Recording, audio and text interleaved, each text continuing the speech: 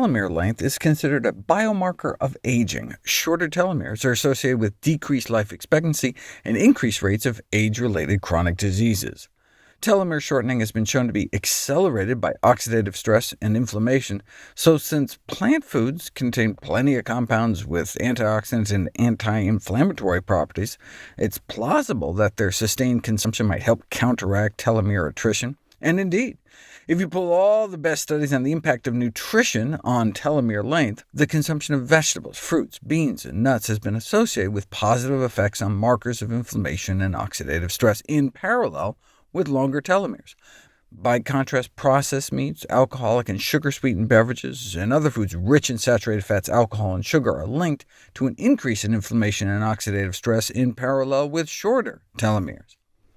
In my last video on telomeres, I featured a randomized controlled trial showing a whole food plant-based diet and lifestyle program could actually lengthen telomeres. Is it just because they cut out the junk? Those eating the most ultra-processed foods have been found to have almost twice the odds of having short telomeres.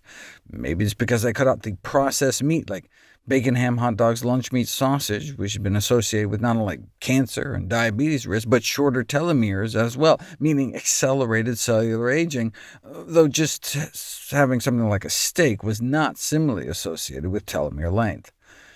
Processed meat, but not unprocessed red meat, is associated with shorter telomere length. This is perhaps due to the particularly high concentrations of glycotoxins, the advanced glycation end products, as well as carcinogenic nitrosamines in the processed meat that may promote inflammation and oxidative stress. The only unprocessed meat associated with shorter telomeres was poultry. For dairy, it appears to be the milk fat. A national survey of thousands of Americans found an association between increased biological aging and the consumption of high-fat milk.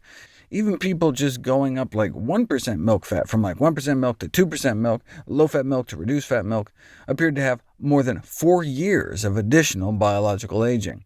We think it's because of the saturated fat, given that saturated fats trigger an inflammatory response.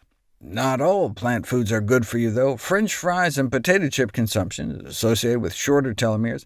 Yes, fiber intake goes hand in hand with longer telomeres, as does higher vegetable and fruit consumption, but that may be trumped by a deep fryer.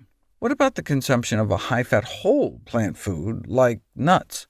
We know higher telomere-building enzyme activity is associated with a higher dietary antioxidant score, and botanically, seeds are packed with antioxidants, and by seeds, they mean any food you can put in the ground and sprout a whole plant, like whole grains, beans, chickpeas, lentils, nuts. They're naturally enriched in antioxidant compounds that protect the seed DNA from damage. 4 weeks of navy beans didn't seem to affect telomere length, though. What about nuts? Well, based on how much your telomeres shorten every year, you can estimate the rate of aging. In other words, two people can have the same chronological age, same calendar age, but suffer more or less effective cellular aging. So for example, if you smoke a pack a day for a decade, your cells may age about 3 years faster. Or if you drink soda every day, it's like almost 2 years of additional aging. So what about nuts? U.S. adults of the same age would experience almost 2 years less biologic aging per ounce of nuts and seeds consumed per day, the amount I recommend in my free Daily Dozen app. The estimated biologic aging advantage would be nearly 1 year for each 100 calories of nuts and seeds consumed every day. The researchers conclude that clearly consumption of nuts and seeds accounts for meaningful lower levels of biologic aging in U.S. men and women, but that's just an association. You don't know if nuts can slow telomere shortening until you put it to the test.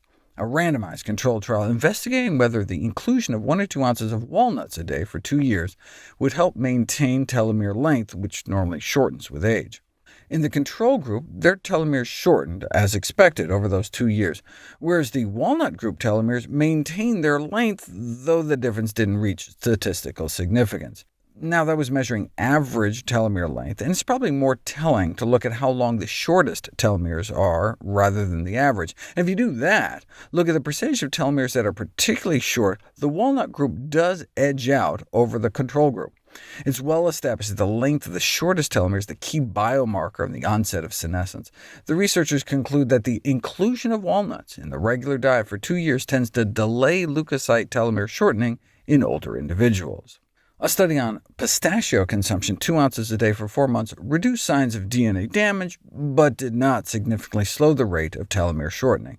And this study, which randomized people to eat more mixed nuts, found a higher risk of telomere shortening in the nut group, for which the researchers could offer no explanation, so it's not clear whether nuts help with telomeres or not. Most supplement intervention studies observed null effects on telomere length as well, with the exception of green tea. 36 elderly women were randomly divided into 2 groups, exercise alone or exercise with green tea consumption for 5 months, and a significant boost in telomere length in the green tea group with no change from the placebo. Green tea is essentially a green leafy vegetable we dip in hot water. How about eating green leafy vegetables? In fact, the healthiest kind, cruciferous vegetables like broccoli, cabbage, collards, and kale. They pitted raw versus cooked, and found that cooked was better than raw for reducing DNA damage from a carcinogen, but raw was more anti-inflammatory.